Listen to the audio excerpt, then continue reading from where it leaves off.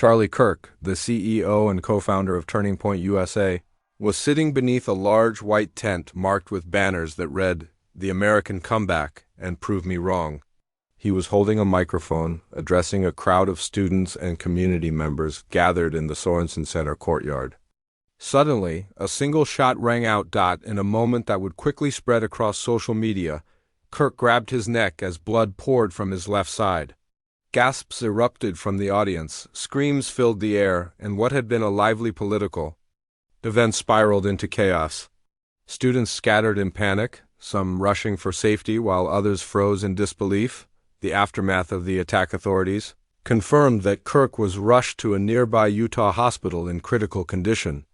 A suspect was quickly taken into custody, though police have not yet revealed a motive. Aubrey Laitsch, the public relations manager for Turning Point USA, issued a brief and emotional statement. "We are confirming that he was shot, and we are praying for Charlie." Within minutes, news outlets across the country began carrying the story. Clips of the horrifying scene verified by the Associated Press were shared thousands of times online. Tensions on campus. The event itself had been controversial from the start. Kirk's visit to Utah Valley University was part of his ongoing campus debate series, which he has long described as an effort to promote free speech and conservative values in higher education. But for many students, his presence was divisive. In the week leading up to the event, nearly 1,000 people signed an online petition demanding that the university bar Kirk from speaking, accusing him of spreading rhetoric that marginalized students. University administrators, however, stood firm, citing the First Amendment. They released a statement affirming the school's commitment to free speech, intellectual inquiry, and constructive dialogue, insisting that universities must remain spaces where diverse perspectives can be heard, even those that provoke anger or discomfort. Kirk himself had highlighted the backlash.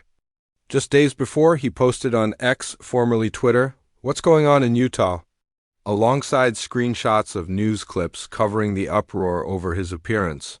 Political shockwaves. The shooting sent shockwaves through the political world, with reactions pouring in from across the spectrum. Former President Donald Trump quickly posted on Truth Social, calling the attack a despicable act of violence against free speech. He urged prayers for Kirk and condemned the incident as an assault not only on Charlie, but on every American who believes in the right to speak freely. Dozens of Republican lawmakers echoed those sentiments, framing the attack as evidence of a rising hostility toward conservative voices in higher education. Democratic leaders, too, issued statements denouncing the violence. Several noted that, while political disagreements are fierce, violence must never be tolerated. President Joe Biden's administration released a brief statement late Wednesday night, emphasizing that freedom of speech is sacred in our democracy and violence against anyone exercising that freedom is unacceptable. Who is Charlie Kirk? For supporters and critics alike, the attack on Charlie Kirk was not just the shooting of an ordinary speaker. It was the wounding of a figure who has come to embody a certain strain of modern conservative activism. Kirk founded Turning Point USA in 2012 when he was just 18 years old.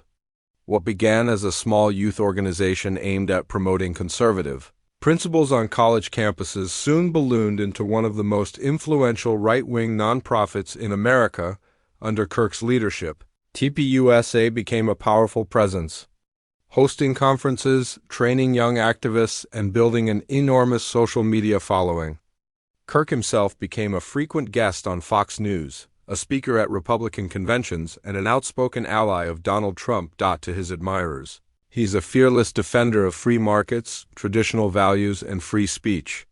To his critics, he is a provocateur who thrives on division and inflammatory rhetoric.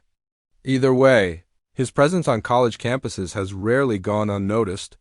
Violence and free speech. The attempted assassination of Kirk has reignited an ongoing debate. Is America losing the ability to resolve disagreements peacefully? Universities, once seen as bastions of debate and intellectual freedom, have increasingly become battlegrounds. Conservative speakers are often met with protests, and, in some cases, events have been canceled over safety concerns. Progressives argue that certain voices promote harmful ideologies, while conservatives insist that silencing speakers undermines democratic values. Kirk's shooting has escalated those tensions into something far more dangerous, no longer just a battle of ideas. It has now become a matter of life and death.